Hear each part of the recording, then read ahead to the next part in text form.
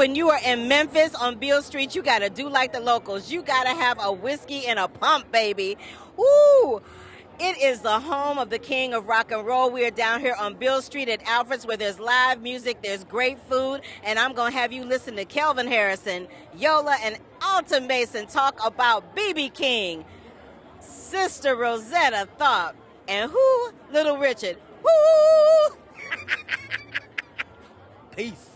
The relationship between him and Elvis, I've seen some videos, I've seen some articles and things, and you know, there's always been that old adage about how Elvis was toward us, you know, back in the day. And I'm just wondering how you use that to create a positive alliance between you and Elvis in the course of making the film, because as we know, that was the reality of the situation. Right, and I think what was so cool to me was dissecting BB in a way that was like, how do you understand a man that understands what Elvis represents, how Elvis's, how he moves can be conflicting for the community, but at the same time, I was like, this is a business savvy man, BB, and you know, he understands that Elvis's platform offers them a lot, and also as an artist, it's more so about like he's been inspired by the work that they do and he wants to share that, and he's like, well, this young kid came into Club Handy and loves the work we do, why would we shame him for that, you know? I think he just doesn't know what's going on. And he's like, Colonel's smart, but watch him, but Colonel's smart, you know what I mean? It's like, it's not always you, it's the people around you, and that's all I have to offer you as a fellow artist. So I think, yeah, that brotherhood is just more so about creating just empathy for how hard this business can be. Sister Rosetta Thrope discovered Little Richard. And she created this space for all of these artists to be safe. But she was an elder. So she was the generation before Little Richard and Elvis and BB. And so she is the inspiration to these artists. As she's innovating this style, the first person, a black woman, a queer black woman, she distorted the guitar. She took blues bending and sped it up and rocked it out, turned it into the shred that we know of like rock and roll music. She was like #1, and black women don't get their flowers. No, they don't. They don't get enough. You just gave it to her in this interview, baby. Hey, I've been giving it to her in every interview. And what we want to do is play that forward so other black women get their flowers. Absolutely. You know? How about you, Alton, with Little Richard?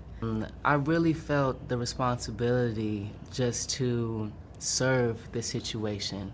This is my first film, and Boz really trusted me with this role, so I had no choice but to surrender to it, study, do all the interview research and performance research that I could, and then get to Gold Coast and let it all hang out. I really got to surrender to not only the period that we're in with segregation, but I had fun aligning with Little Richard being young and fly and sexy at 22 in the 1950s. It was just a party at Club Handy for me, and I played off of that and got to have fun. You know, I met Little Richard once in the post office. You and did? Yes, honey. He walked in L.A. He walked in front of the line, and when I looked at him like, "Why you cutting the line?" He looked at me and said, "Shut up." Ooh! Yeah, he did. Yeah, he did that. No, he didn't. Oh, yes, he did. And You know hollered. that's his favorite word. I know that. That's why I was like, "Oh, what?"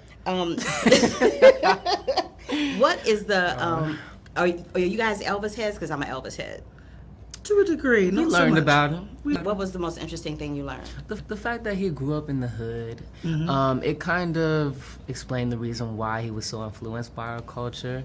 But also in the scene, you see that when things are going up and down and getting shaky, he comes back to where he was inspired and felt the most. So that was a great learning experience. How about you, Yola? I really, it's the humanity. Like, I feel like we got like Elvis the superhero so many times, but we never got like Elvis the person who's really tender and really manipulatable and actually quite vulnerable. A lot of artists, they live in this world, certainly, where they have like an autocratic management structure. They have someone that tells them exactly what their life's gonna be like. And that can really like dissolve your motivation to be an artist. And you watch that through the arc of his will to do this in the first place just utterly dissolve.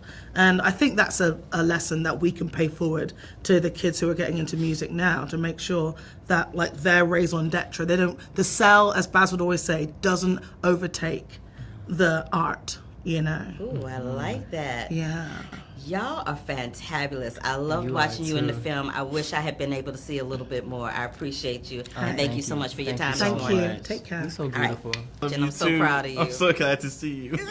Okay, thanks, baby. Thank you. Bye. Bye.